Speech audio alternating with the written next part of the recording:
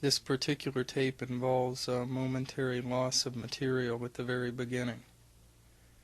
To summarize this loss, Dr. Bohm began the morning by picking up the thread of the previous evening's discussion on the nature of impulse.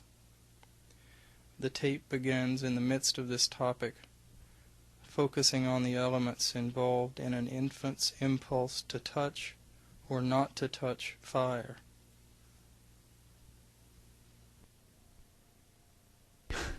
It would be like his name, so that he wouldn't have to think. He would see a bright object. Now, one of these might be a fire he'd never seen before. He'd reach and burn himself. Right? Now, then there would be the memory both of pleasure and pain. Right? The pleasure of bright objects and the pain. Right? So the next time he starts reaching, the pleasure makes him reach is the impulse to reach, right? The anticipated pleasure. And the pain is the impulse to stop. So he's sort of balanced. He's suspending it, right? And now that might cause the whole impulse to turn back into the memory. The impulse to act is turned to the impulse to search the memory, right? For a solution to this, right? So he may search the memory and find out a memory that the fire was pleasant when it wasn't too close and painful when it was closer. And therefore, he finds a solution, right? And then the next action is to move a reasonable distance from the fire, right? Not get too close, huh? You see? So you can see that something pleasurable is an impulse to act, something painful may be an impulse to stop, right? But it may be an impulse to turn around. And see, we call thought reflection, which means turning around, right? We reflect the impulse to act outwardly into an impulse to turn inward to search the memory. That comes out again. If it's not satisfactory, it goes right back in again. It keeps reflecting. Right? You see, so therefore, you can see that thought, that suggests, anyway, pretty convincingly, that thought goes by some sort of impulse to search the memory. That's elementary thought anyway. Right? Now, it may also contain an impulse to ask a question or to do other things, to watch for incoherence. So could we say that thought has the impulse to stimulate the intellect? Well, that's what it does. By going, the first impulse is to search the memory. That's the beginning of the stimulation of the intellect, right? Right. Now, if the memory doesn't have an answer, then it must have an impulse to do something else, right? Let's say to think in a more creative way, right? Now, what we're doing is we're trying to see this impulse in action, right? Yeah. Now, one of the mistakes or thing like need to be examined is, does thought end at our body? Is there a larger thought in the group? Well, look, see, if we start talking about it together, it goes out and comes back, right? It's still the same thought, right? So if we only searched within our body for this impulse, we might also be missing a lot. Yeah, well, for example, if I ask you a question, the impulse has come from me, right, in the first instance. And then you may not even have time to think, but you answer, you see. Which means you develop an impulse from what I say, right, the memory responds so fast, you see, you hardly can notice it as an impulse. Huh? So the idea that this impulse might even be something that I'm doing, I mean, I keep thinking, I was trying to particularize it as a little spot, like a button that was being pushed or something, and now I'm seeing it as this, that there isn't, it's this big, huge movement. Yes. Yes, it gives rise to an impulse, and as Eccles showed, for example, you may have an intention to do something, but electrical activity is going on in the brain before you actually know that intention, right? And that gathers from heaven knows where, you see, but part of it may gather from the memory or from what somebody said, or... Well, it reacts from a bunch of different... Yeah. And you see, so that begins to show that the process, see, this picture that I decide everything that's going to happen is not right. That seems to be the error. Yeah. That I'm looking for that place in me that's deciding. Yes, but it's going on, you see, it's an ongoing process. And So you have all these impulses, and you can begin to watch them. You see, to say, or even bring them up. Say, you see, if you go into anger, for example, and stir up the words that make you angry, the feeling you get in the solar plexus or the chest or wherever it is in effect an impulse to keep on thinking those thoughts, right? Right. So you have that cause becomes effect, and effect becomes cause, right? You can't make a linear chain of cause and effect. So you can't say, let's find the cause and get rid of the effect, right? Because the effect is already also the cause, right? It's, so we need another approach, right? You see that somehow you have to approach cause and effect together, right? It's more like a net Yes. or a web, in which a vibration, one part of the web vibrates through the whole web. Yes, it all goes together. So cause becomes effect, effect becomes cause. It all gets set up as a constant process, in which they're sort of opposed to each other, or balancing each other or something. And in that constant process, you see, we don't have to go back to the past. You see, I'm saying another mistake you could make is I've got to find the cause in an impulse I had in the past, right? You'll never find that because it's gone. But there's an impulse right now, because this is a continuing process. Cause and effect are together in a continuing process. So the impulse is present, right? Like two symbols, when you clap them together, you can call one cause and one Yeah. effect, but it's the noise that really is Yeah. the thing. Yes, well, there are two sides. One's called cause and the effect, and you can turn them around, right? Is there a way of drawing a picture or defining what an impulse is? I mean, is it a physiological occurrence or is it a mental occurrence? Well, it's a kind of a feeling you get that makes you want to do something, you see. But Now, is that- sometimes you can catch it, right? Right. But it is a feeling then. It's something that's. It's an urge. Another word for it is urge, right? Yeah, so it's more mental than physical Yeah, there's the word urge, impulse. The word impulse is the word impel, right? Pushing you. Right? Now, I would like to discuss, we discussed thought and thinking and thought, feeling and felt. Thinkings and thoughts, feelings and felts. I could introduce two words, instead of the word impulse, just for thinking about them, the word impellings and impels. There's an impelling that goes on, from the fresh perception. There are all the impels in your memory which work, right? Right. You see, but it's hard to distinguish them, you see. So you may take an impelled and judge it to be an impelling, right? You say, we even use the word, this is an impelling reason, right? So suppose you have an impelling reason to do something, then it suggests that out of that impelling reason arises an impulse that is impelling you, pushing you, right? You get a feeling of being pushed, of being urged, or even a drive, right? These are different words for this same sort of thing. Would impellings, or the past one, the impelled, be particulars that we, as a memory, but impelling is a broader... Yeah, well, impelling is the present process, right? It's just the process in itself. So what you perceive may impel you to do something, may be an impelling, right? But it may be that it evokes an impelled, right? Right. But the conditioning doesn't come in until after the impulse. Well, the impelled may be part of the conditioning. You see, if you're programmed with an impelled, then when something happens, it jumps up and you're pushed, right? You have a compulsive urge. That's the same root. To compel and impel are the same thing, right? But I thought you said that it had nothing to do with the past. What? Well, I'm saying that you don't have to go back to the original impulse to understand this, because it's constantly being recreated, right? What is the original? The what? The what? The original impulse. Well, we don't know. I mean, it's been Oh, going I on see. for ages, until one leads to another, it's like a stream, right? It's just going on, you see. Now, the point is then that this process, you can see it's self-generated. It goes on by itself, right? But it comes out of our conditioning, And it also adds to it. and it adds to it. Every time it goes into the memory, you add some more, right? So every time there's an impelled, Mm-hmm.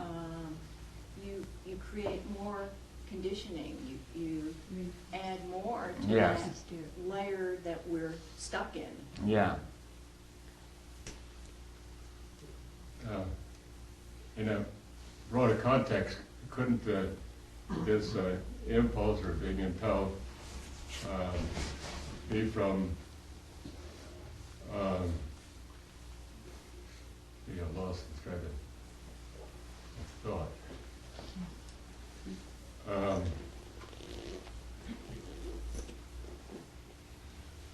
Well, like a servo system that sets up stability on a ship. If a wave hits the ship in one side, the servo system immediately brings the system back to stability. If something happens on the other side, it immediately brings the system back to stability. Well, in a sense that manifestation depends upon I've lost the thread of what I was saying. The very basis of existence, which is manifestation, depends upon our ability to detect changes in an environment. Like if I look over and that speaker isn't there, well, immediately I see that there's something's wrong, or something I don't understand. I look around and God's in his heaven and it's all right with the world. The trees are there and the sunshine and the continuity of activity is what I expect to happen. And I project into the future how we're going to end the meeting and we're going back home. Everything has a continuity. Well, if something happens in this continuity which is not expected, not in the program, so to speak, that brings in a shock. Mm-hmm. So if there's a noise, then what is that noise? Because there's a constant desire to maintain this continuity.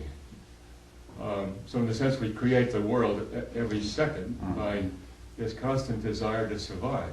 I mean, it's a desire to survive as an individual.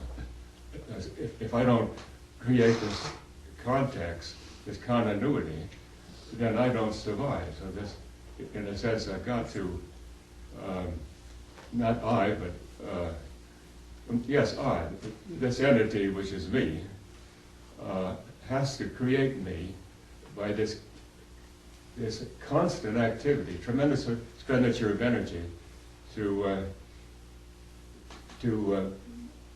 maintain this image, so to speak.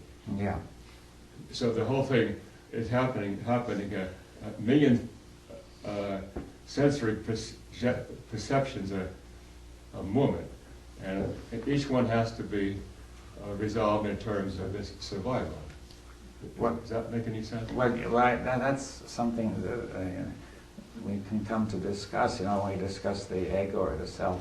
You see, but see, this we're discussing is the thought process which underlies that. You see that what I mean by thought is not just the intellect, remember, but all the rest, and that there's a whole process going on which may get involved in the urge to survive. You see, there is an impulse to survive. We call it the survival instinct, but then thought takes that up, right, and begins to expand it and makes all sorts of things survive which have nothing to do with your real survival, right? I think he's talking about the survival of the ego. That's right. That's what I mean. But it begins with the impulse to survive physically, which you could say is built into us. Well, not necessarily physically. It's this image, self-image, Yeah. which is to survive. The physical structure Yeah. is independent of this desire to maintain, like I'm trying to be, in a sense, intelligent, and I've got to put on a show which maintains, in my opinion, what I think of myself. And I don't want to make a fool of myself. I want to maintain what I think I should be. Mm-hmm. And I have a whole criteria for being me, which is part of the world. Yes, So it comes from the society, right? it's a constant defense and offense. I've got to maintain my divinity, so to speak. You've got to keep your distance from me. You can't insult me. I mean, this whole criteria about what I demand in order for me to exist as this entity. Yeah, well, we have to go into all that. What is this entity, you see, and what does it mean, right? I say that we know that there is an inbuilt impulse to survive physically, and thought can take that up, you see, and say, I identify myself with the physical, with the mental, we'll discuss that, and I've got to survive with the internal image as well. So it can spread to that, you see. Now, we probably should come to that, as we go along, discussing the self or the ego, which has got to survive, right? Now, there's the thought of the absolute necessity of its surviving. Right? Which is a tremendous, tremendous force. Yeah, well, but necessity is the most powerful force there is, right? Well, that's the basis for the world, actually. Well, the world of society, right? Yeah. But it only exists so I can be me. Well, that's the thought says that. You see, I mean, what we're discussing is a certain structure of thoughts, which are not just yours, but they are sort of shared over the whole society, right? Yeah.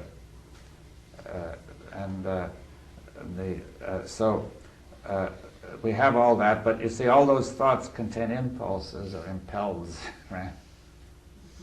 Very compulsive impels, right? That is, you have a sense of compulsion to think that way, which is part of the necessity, right? You experience necessity as inner compulsion to go on with this, right? So we have to get into that. But I think we would have to discuss the nature of the self a bit more before we could go very far, right? Maybe we'll get to it a little bit later. But meanwhile, we have to see that there is a process going on which is more fundamental than that self. It's in the whole nature of thought, right? There's something underlying it. See, we try to get the underlying process to begin with, and then thought is part of that. The self is part of that, right? The self in what context? Well, the one you were describing. The self-image. Yeah. The self-image is thought, you see. Yes. And therefore it's part of thought. Now, if we can see how thought works, that lays a foundation for seeing how the self-image works. But if you try to jump into the self-image, you have no foundation. How are we distinguishing between the impulse and impulsion and compulsion? Well, com means together. See, compulsion is somewhat stronger, right? So it's the same sort of thing, but it's stronger, right? But somebody can compel you from outside, which means he's pushing on you to do something, right? But he really is trying to drive you from inside as well. That is, the compulsion is exerted inwardly by getting you to do it, right? So he's trying to take control of your impulse in a way. But you also have compulsive urges of your own, which can take control of the others, right? Or take priority, right? So that is one of the means of which necessity works, right? That it's the sense of not yielding, right? The compulsion. See, a strong impelled or compulsion means don't yield. So which means necessity. When you use the word compulsion, I have a reaction that says, be wary of this. Compulsions come out of our neuroticism. That's true, but thought is neurotic. You see, I'm trying to say the whole structure of human thought is neurotic. That's the problem. If thought were not neurotic, it would be very different. That is, the basic structure of thought has evolved over a long period of time as neurotic, right? It's not that the individual who's neurotic, it is thought that is neurotic, right? The individual is infected with the neuroticism of thought, right? One of the neurotic things of thought is that there is an individual. That what? One of the neurotic aspects of thought is the idea that I am an individual. Well, in some sense, but I mean, let's say that in some sense you are, in some sense you aren't, in the sense. Well, as thought is concerned. The self-image is identified with individuality. Your body is distinct, right? But isn't that what's causing the problem? No. But nevertheless, there's a confusion, as we'll see, between the self-image and the body. You see, they sort of merge. So it's not quite so simple. But this thought we're talking about is a very large thought that I just happen to be a part of. It's not my thought. It's anybody. It's the whole general thought. You see, Right. it's a kind of, it's like viruses circulating around, you see, which may infect anybody. The idea that I have my own thoughts is a little neurotic. Well, you could say it's your cold, if you like, your flu. You see, or it's Asian flu or somebody's flu, right? But you see, but it's just flu, right? And the thing is that you nourished it, your body nourished it, right? So your mind nourishes all these thoughts. That's, Right. and after you catch them, right? You could say we've caught this neurotic thought, right? Does neurosis actually mean a disease of the neuron? Would you think? Well, that's what the word means, but I'm saying it probably doesn't mean that really. It means the neurophysiological process is really upset by a neurosis, but I don't know, you couldn't associate it to a neuron, right? Are images on the neurons at all? The images Well, the neurons will fire whenever there are images, you see. They're inseparable. So if you have a lot of incoherence, the neurons are going to be opposed to each other and wear themselves out and so on, right? So it becomes a neurosis. Yeah. But that could Are you in a sense saying that there is this thing, we have a sense that we somehow some of these things we invented thought, but in a way you're saying it's like there. Thought invented us. Turn it Right. around. Right. So it's there, it's like we use it because it's there. Yeah. I mean, it's not because we wanted it or something. Yeah. It's- We don't it's even just use there. it uses It us. uses Right, us. right. We have not learned to use it as an instrument, you see. Now, except in a limited way, right? So, you see, I'm saying, if you watch how impulses, urges, compulses, all that goes, you see thought produces impulses, and impulses produce thought. They go as cause becomes effect becomes cause, right? There's no linear chain saying, I am the cause of my thought, right? And then one begins to see that as one watches that. But the whole tradition of our culture is each person is the cause of his thought, right? The word impulse and compulsion confuse me. Are we suggesting that impulse in and of itself is destructive? No, you can't live Okay. without it, right? Okay, and compulsion, is that being suggested? Well, that destructive? could be more dangerous, right? Destructive. Yeah, Okay. it usually has some irrational element in it, right? Yeah. So impulse in and of itself may be fine. Yeah. It's what happens without our being sensitive to it or whatever. It gets carried away into the intellect. Is that Yes. Well, also thought has a wrong idea of how it works by saying that impulses are me, and I'm the cause of the whole thing, right? I choose my impulses, I choose my thoughts, I choose it all, right? Yeah. Now that is a wrong theory of the whole thing, right? Yeah. Now when thought has a wrong theory about how it works, that makes thought work wrongly. Yeah. Even a good bit of our conditioning is not a problem in itself, it's our not being aware of it. Yes, the conditioning we have to have, you see. Some of it, right? You see, like when you learn to walk or drive a car, there's a great deal of conditioning, the language, right? But there is irrational, incoherent conditioning, right? But you could be conditioned to think that it could be stored away in this situation, there's urgency. Yeah. Maybe not compulsion, which may be true. Oh, yes. Well, for example, you say if a child doesn't know about electric wires, so he has to be taught that it's urgent to avoid them, right? So there has to be an impulse in there to be aware, right? You see, so we need this conditioning and so on, but the question is, it isn't working coherently. If a compulsion has an added aspect to it, it's as if there was a feeling that there was something lacking and I have to do this in order to set things right. And that's sort of just a little bit too much. Yes, it's violent in a way. You see, compulsion has violence in it, right? An undue use of force, right? Yeah.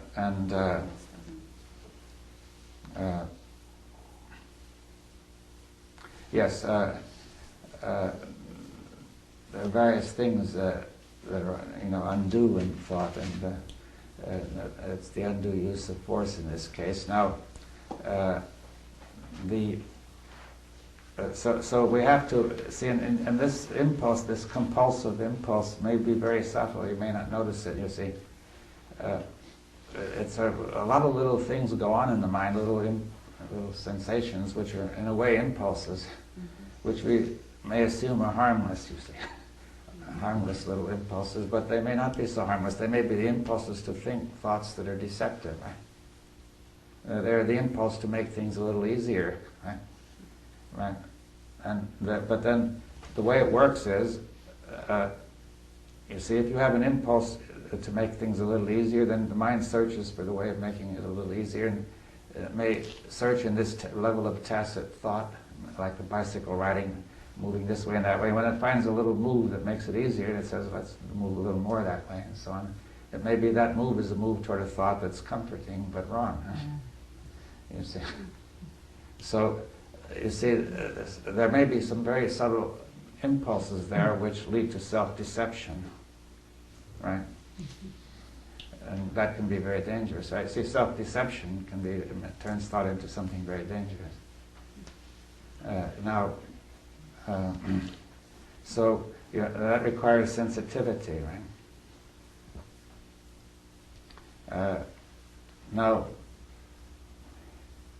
So you have these impulses, and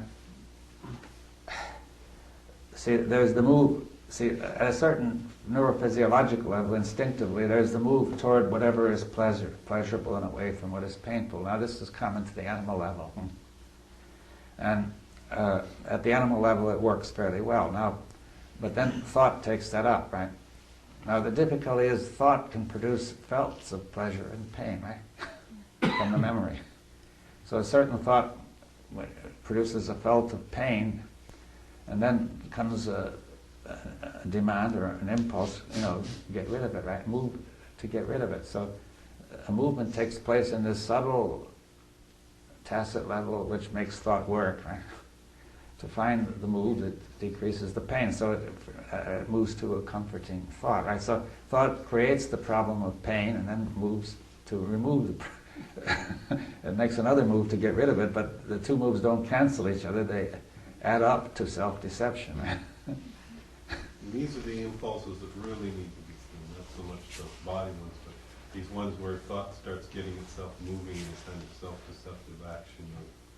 I have this problem, I'm going to solve this problem. That sounds to me like the kind of definition of neurosis. Yeah. See, that's the beginning of the whole neurotic structure. You see, that the move toward... Freud called it the pleasure-pain principle. You see, the basic principle at the animal level is pleasure-pain, right? Toward pleasure, away from pain, right? At the tacit movement level. And then with thought, that gets into trouble, right? Because thought can produce felts of pleasure and pain, you see.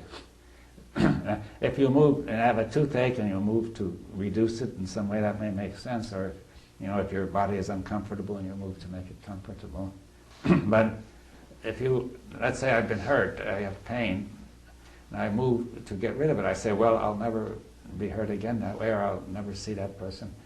Or, I'll think thoughts about him saying he's wrong, all sorts of thoughts. I'll get even with him. Revenge is sweet. The sweet thought of revenge removes the pain, right? But then it means you're in trouble, because if you start, that leads you on to some very dangerous actions. So if you don't act, you're frustrated. Huh? So now, see, thought introduces the pain of frustration, saying, I ought to be taking revenge and I haven't had a chance. Or else I shouldn't be taking revenge, but I want to. So what you're saying is that we've set up our So you said there's this pleasure-pain, and we're predicating our experience of pleasure on coming up with an image which gives us that sense. That's right. Now that's the beginning of neurosis, you see. Now, Freud mentioned the idea of the reality principle, which is that, you ought to go according to reality rather than pleasure and pain, right? But, you see, the trouble is people can't do it, right? In a way, you can be forced to do it in the sense that if you have a bad toothache and you've taken codeine, and suddenly you take the codeine and it makes you sick, so you have to stop taking it. You can't. Well, sometimes you do.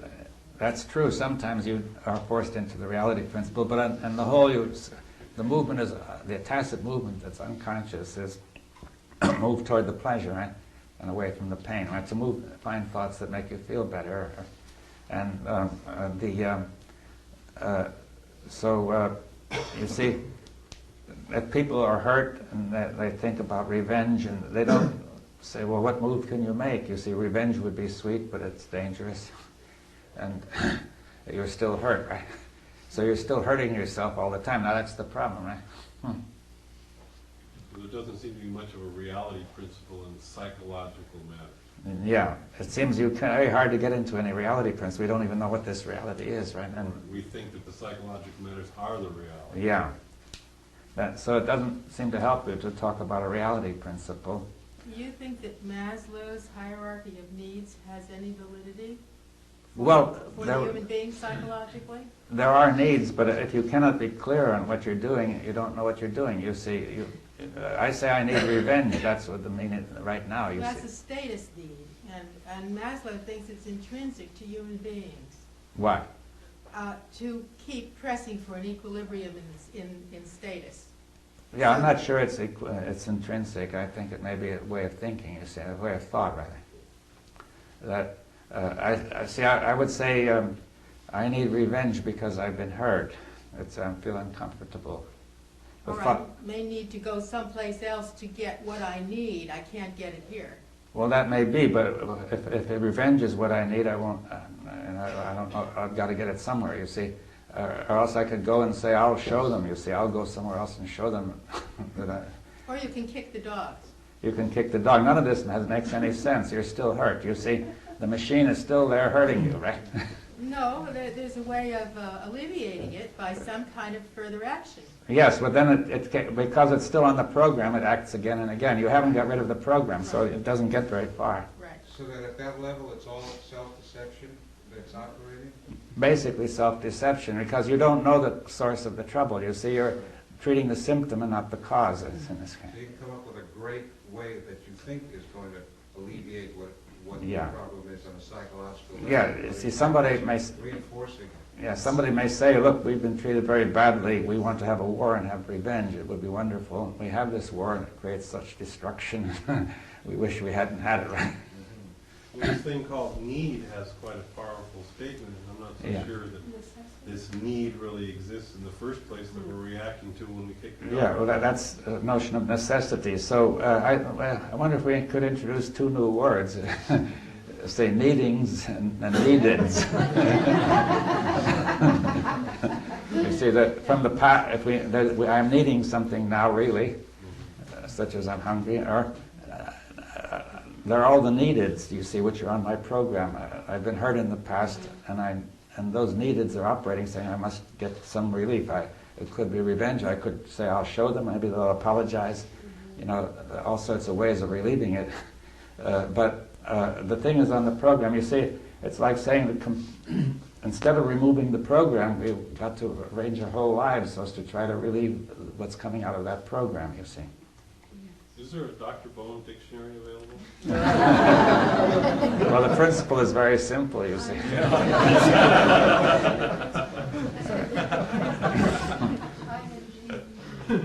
had ing or ed, right? You see that's a fundamental distinction. Is it something in the now or is it from the past, right? Mm. Well, I'm still very confused.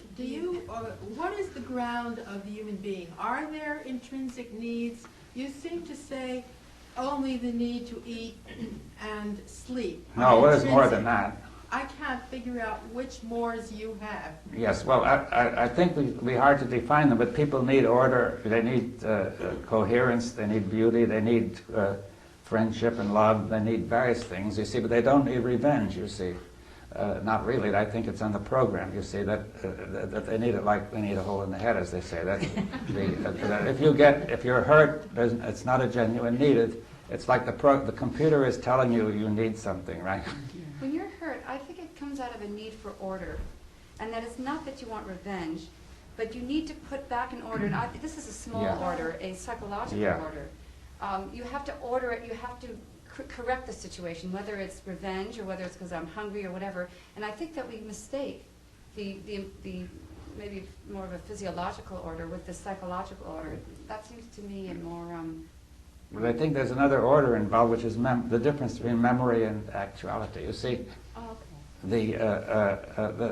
something has happened in the past which has left a program which works and stirs up the nerves and makes you feel uncomfortable. Uncomfortable, and you want to seek order, so you'll That's go... right. But you're going about it the wrong way. The wrong way, You yes. see. But if you see that you are in a state of needing order... Yes, then that's right. Okay. But the order you need is to get rid of that program. That's right, right. Well, what you're seeing as order that you want to get back to may in fact be disorder. Yeah. Yeah, because you don't see the cause of you don't see the difference between cause and effect. You see that the program is the source of the thing. Now, the program can produce felts. You see, we don't notice that. That's one of our traditions says feelings are all genuine and real, and when you feel something, you need it, right? But I say, no, that's not always so. Some of these things are felts. And you just, you see, like somebody says, you're itching to do something, you see. Now, this itch could be produced by felts, right, by just the machine making your nerves itch. All sorts of things could make your nerves itch, right? And this sort of program, which in the memory somewhere, just remembers how to stir up the nerves that create an itch, right? In fact, if you can create an itch by thinking of an itch, right? You just think for a while and you can make the skin itch, right? Oh, yeah. You see, so where does it come from? In the memory there's a program as to how to make the nerves itch, it's remembered. And you finally fish around and feel around for a while until you stir it up and by this tacit process, and that starts to itch. And as it itches a little more, you move more in that direction or whatever you were doing and then build it up, right?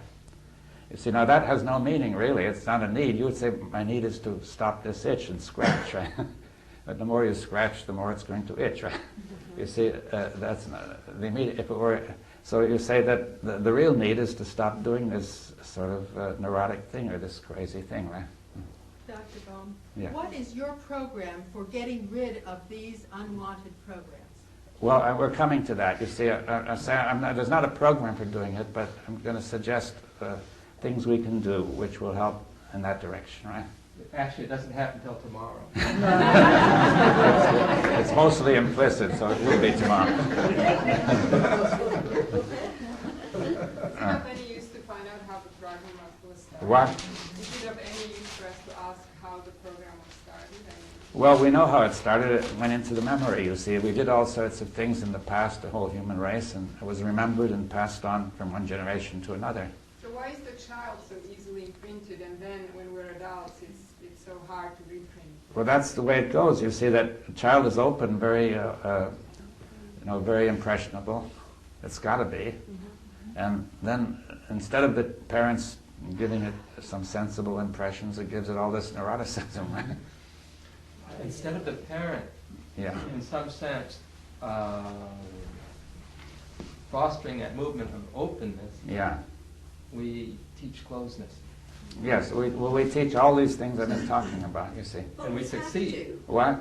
You can't not teach, you can't not let a child come to conclusions. You can't. No, but we teach it to do all these wrong things like nationalism and hate and, all sorts of things we've been talking about, like not understanding the difference between thoughts and felts and so on, you see. Tremendous confusion, right? We hand them over conclusions rather than letting them develop conclusions on their own that are only temporary for that particular thing. We imposed. on them. But they never develop, they never find it out for themselves and go through that tacit learning. I don't Whatever think we are, that's the true. child will become. Well, not never, but, you know. I think it's a part of the process. I mean, an infant forms conclusions of when mother is going to come. You can't take a child and not see conclusions being formed. Well, some conclusions are formed, and you've got to form some, but some of these are, the conclusions that cause trouble are those about the nature of the thought-felt process, and the meanings of all that. You know, what about being hurt, and about being angry, and about what sort of thoughts you should have, and what sort of feelings you should have, and so on. I see a vast number of things are all sorts of violence which is going on, which is impressed on the child. So we're saying that some conclusions are good and some conclusions are bad. Well, the conclusions that could be opened up are all right. You see, there are conclusions that are absolute, and saying you must never absolutely play with that sort of child, you see, because he's no good, right? He's for the wrong group, right? You see. See, what I'm wondering What? is the process deeper than that there is a natural state to form absolute conclusions that's not imposed from the parent. That's probably very weak. I think it's built up. There's some tendency toward violence, there's an undue use of force, you see, but it can be either the parent can, by example and by teaching, bring it down or bring it up, you see. Some slight tendency one way can become very big if you keep going. Even a simple physical thing like not touching a hot stove, you can show the consequence of touching the stove. But if you instilled an absolute that you should not touch a stove, it would be a catastrophe, then you've gone too far. Yeah, you see, we do overdo, so many people think we overdo the amount of instructions children get, you see, and that in more primitive tribes, groups, they allow the children much more chance to find out for themselves, and which means there'll be that much less arbitrary conclusions, right? That the mothers haven't even looked at their own fears and anxieties, and this is catching the child, picks it up from the very beginning, non-verbally. Yes, it's the nonverbal. That's a key point. That you see, remember that the real process of thought and felt and impels and all that is in the tacit nonverbal movement that we can't, like the bicycle. That's really where it happens, right? Now, therefore, that's the most subtle communication, because the attitude, the way things go about, is a direct communication from the nonverbal to the nonverbal, right? And that picks up without, but if that is combined with words, then it really locks, right? You see, and so therefore, the right education of children requires that parents be in the right state, you see. And they have more or less reasonable ideas about how to go about it and so on, but the information that's being imparted is secondary to the attitude.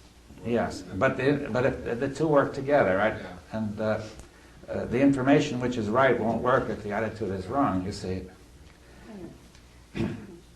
Well, while I was driving in New York recently, I saw a bumper sticker, which I think was an attempt of someone to sum it up by saying, "Stupid people shouldn't breed." Stupid, hopefully in the sense of stupor.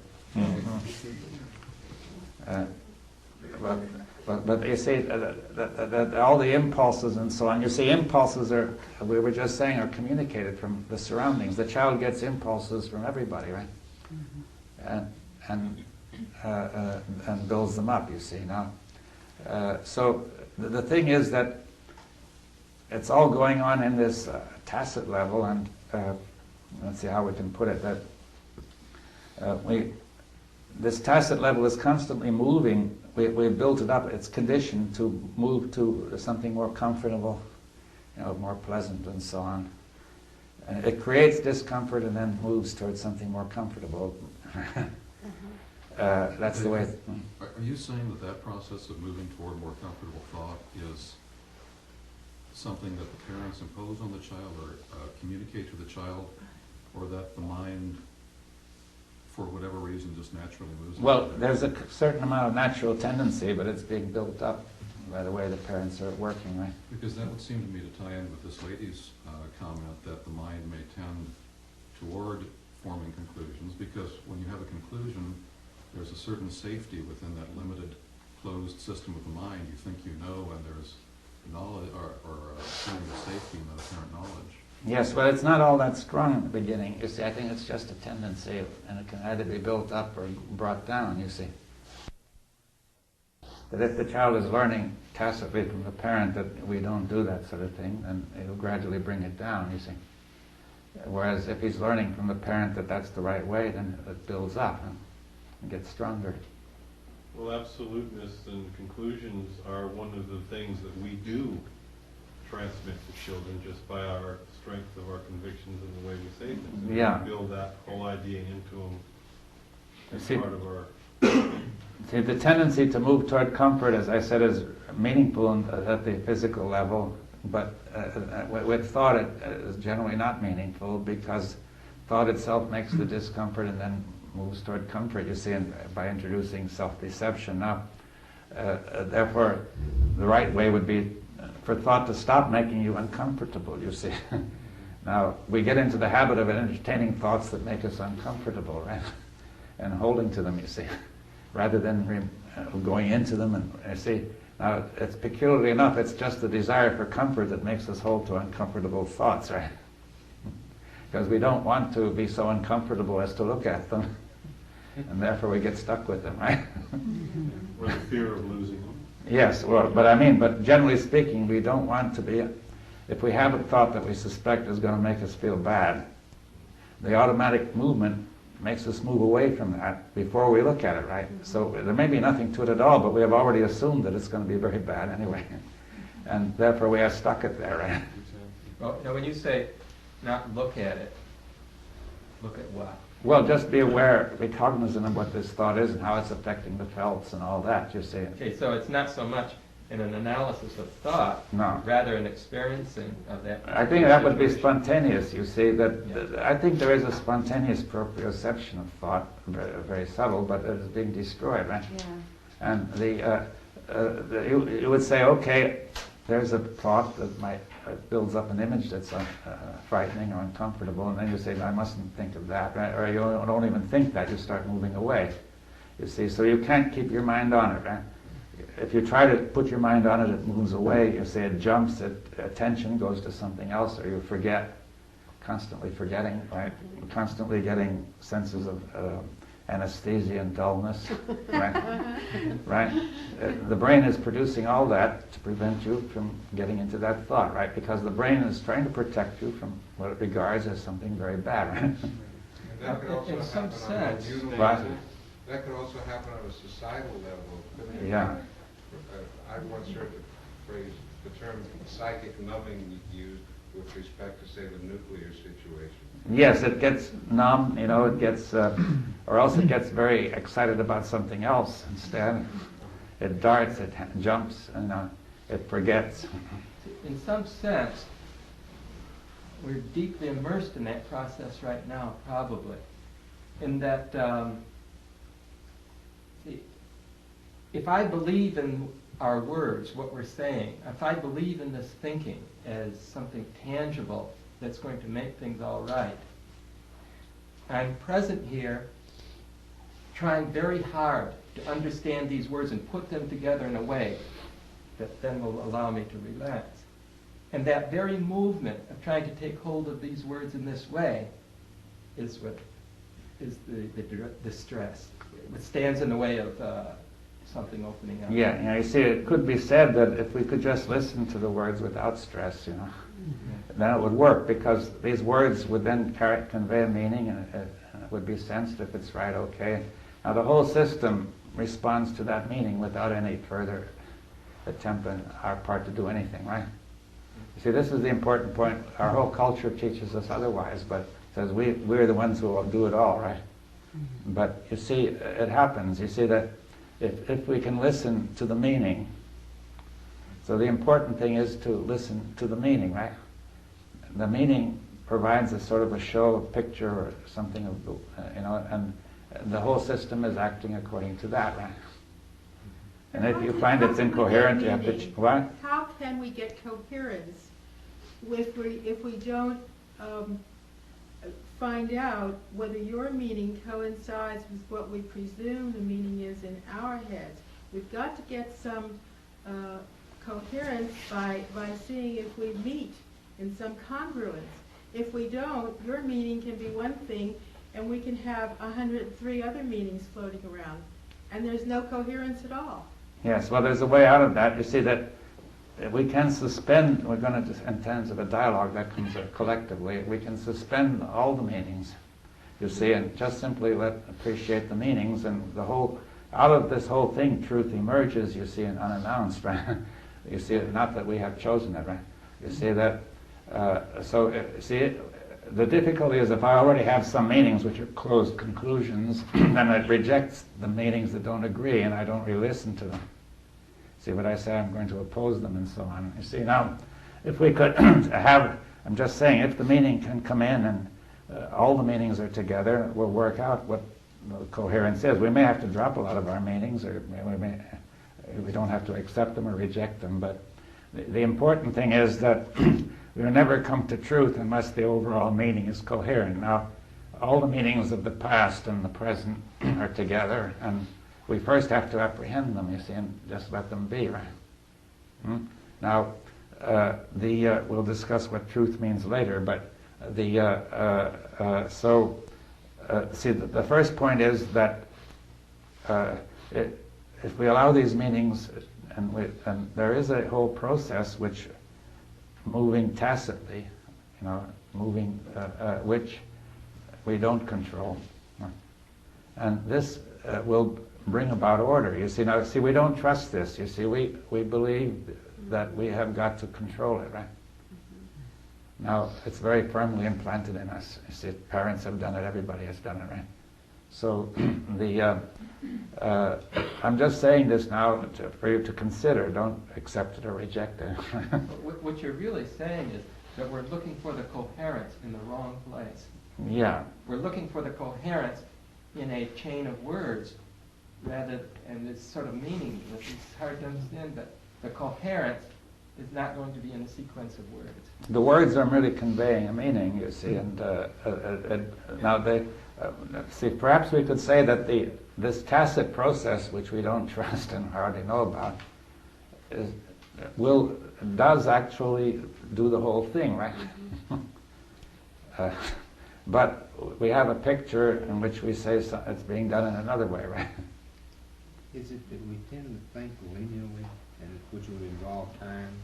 That if you, this is just like riding a bicycle, is not a linear process, and we tend to think that way. No, but it's not linear even as cause and effect, because it's cause becomes effect and effect becomes cause, and you can't keep track of that chain, right? And there is a process going on which is able to handle this, but we don't believe it, right? See, when you suggest that we find this in this tacit meaning, it's like you've stood me on the edge of a cliff, and you've taken away what I've always used to find meaning, and it's a very threatening suggestion. Well, yes. The other day when you were talking about meaning, you had several words, one of which was significance. Yes. Significance, and you pointed out, means like a sign pointing towards something. It seems that very often when we use the word meaning, we're talking about something extrinsic to the thing itself. You've been told the meaning of money is this, the meaning of a title and a position and a good job is that you're a good person and so forth. The meaning is something which is in effect a conclusion which thought is attached to a situation, an event, whatever. And perhaps in that sense what the lady was asking about, having your meaning, her meaning, our meanings coincide, is asking for various conclusions and thought to coincide, which are all extrinsic to the thing itself. Perhaps that's not at all what you're getting at when you're really looking at what meaning is. Yeah, if you identify this meaning as mine, that meaning as yours, and so on, that's already a level of abstract thought, right? Right, it's conclusions and values which are attached to whatever has happened or is happening based on the felts and the particular brains responding to it. You see, all the meanings are there together. The minute anybody says something, it's your thought, your meaning. It's added to all the other meanings. Even if you say it's mine, it's still yours, you see. The same as if you get my flu bugs, they're yours, right? Really, once you got them. They're not mine anymore at all, right? You see, so you could say these flu bugs you got are not compatible with some other things you've got in there. And it has to be all worked out inside by the immune system, right? So are we discussing the difference between symbolic meanings and the chance that there may be, or there already is, or we wouldn't be able to communicate and even be in this room together, that we hold a tremendous amount of what you might call tacit meanings, which even those arise from an even deeper meaning that we may not know. Yeah, the meaning is basically tacit, and what we can say explicitly is only a very small part of it, you see. Most of those are symbolic. Yeah, the words are symbols standing in for something, right? Which gets back to your saying significance as a sign, it's representing or pointing towards something. Yeah. Well, I'm still confused in this dialogue. Are you saying that if we listen to your words, there's some automatic way that your words will be accepted in No, our not just lives? my words. You see, listen to anybody. See, when we come to the idea of dialogue, which we'll come to, everybody's words are on the same base. We have to listen to them all and see what they mean, right? Well, now you just said see what they mean, but earlier you said you don't have to see what they mean. What I meant. I don't understand how one learns without seeing what something means. Yes, but you don't actually do anything to see what it means. You don't? Not any conscious willed action. You see, seeing what it means is a natural action. Only if you have some background. A child of 4 could not begin to see what it means because it doesn't have enough background to make any coherence out of it. Yes, well, you have the background. We have the common language, you see. We know the meaning of the language, and from there on, we can see the meaning. Now, if we lack background, we can discuss and find out where we lack it, right? But see, the first thing is to see, let the process work to see what it means.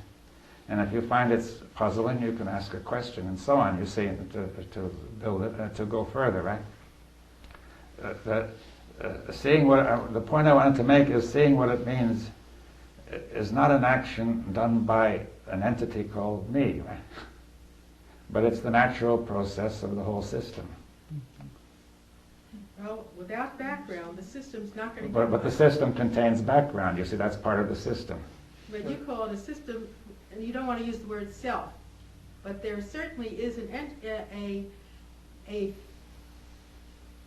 a built-up background of identity. I don't care what you call it. Well, we'll discuss that, what it means later, you see, but the background contains some information that you need to understand, right? We'll assume that most of that is there. We understand the language and a great many things in common. If some of it is missing, we have to communicate about it, right? Is the background of conditioning, which is not necessarily bad? Yeah, the conditioning is all sorts of things. Much of it is necessary, and some of it may be cause of confusion and so on. So, let me ask you a question. It seems like instead of, what is it that you think is missing or you would like to present to the group? It seems like instead of, I would like to hear what you have to say about this meaning thing, or are you just, because I don't get what you're trying to say when you ask what he means. From what I have in my background learned about learning, it's almost impossible to hear words and put meaning to them that you can store for further use without having all kinds of things happening in the brain, connections, and You mean it's almost impossible not to do? No, it's impossible to do it without some background. If you start with the baby can't do it. Well, it has a little background that gets it started on. Right, and we keep building up. Now, if I can't, sometimes, as Dr. Bohm said, there's injury to the brain, and memory does not take place, therefore meaning does not come in. But the baby does do it by virtue of the fact that it has the capacity to learn. Little by little. No. I don't understand what Capacity you're to still trying learn. to say. The capacity to learn is inherent there. It doesn't have to learn how to learn. I was trying to understand Dr. Bohm's specific words about you can just listen and get the meaning. Yes, as far as naturally, if you don't know the language, you won't get it, right? There are some other things you've got to know to get it, right? We share. We share most of that in common. I don't think that we lack a common basis for talking about these things. You see, I think we have a good enough basis. If you sat down if I sat down with a Kalahari Bushman and watched the sunset, without words, there's a shared meaning. Yes. Without knowing the language, there's a shared meaning. I recall the exchange in the Campbell-Moyers dialogues where it came up about the search for the meaning of life and this idea of the search. And Campbell suggested that it was an illusory search, the search for the meaning of life, that the meaning was in the living of life. Yes. And that's a process as I envision it or feel it, that's beyond thinking or thought. Yes, well, I'm glad you brought that up. No, I think it's a key point that a very large part of the meaning is not that accumulation, but it is something more fundamental, this tacit process I'm talking about, which we really share. And we share from our very nature, you see, our constitution. We even share it with animals to a considerable extent. And a great deal of it is shared. And a great deal of the most fundamental things can be shared with very little. We need the language, of course, and so on, but without a tremendous background, because the thing we have to share is just not the background. You see, the main thing we have to share is not the background, but what is beyond that background, that which is fresh and new, and which I hope will come to a more extensive discussion as we go along. So what the question here is the difference between meanings and myths. Well, one last thing. For instance, if you wanted to discuss your theories of physics or Yeah. astrophysics with us, We couldn't do it, no. you couldn't do it, right? No, I agree on that. Okay. Yes, but I think that if we want to discuss the sort of thing I'm talking about, we can, because we know enough, we have a common language in that area, and we have some common experience enough for that purpose, and the thing we want to discuss is beyond all that, you see. That's where my problem is. I don't think we have that much of a common background Well, for discussing what you want to discuss. Well, let's leave the question open then, and see how we can go, right? Why don't we be personal then, and bring it back to the individual and say, I don't have enough background to discuss this. Well, any person may say that for himself or herself, and that's all right. You see, I think maybe in the next hour we should discuss the question of dialogue, because we've sort of come to that now, you see, in a natural way. Just one more point before we, going back to the impulse. Yeah. You would discuss the ones that arouse pain. Yeah. How about the impulse to pleasure? That seems to me a different type of... Well, that can be equally difficult, because the memory of pleasure is the desire to have it again, and since it often can't be repeated in that way, then there will be something painful felt of not getting that pleasure, and it starts the whole thing going again, right? David, is there something going on here where we share something and that is fundamental, and we don't have to generate some observer to see if it's okay? Yes, that's what I'm suggesting. And in the afternoon I will discuss the whole question of the observer and the observed, and so on, you see, which is part of the whole question, right? But I think we should go to the question of, it seems reasonable at this point to go to the question of dialogue, because that's part of the whole process of how we could share meaning,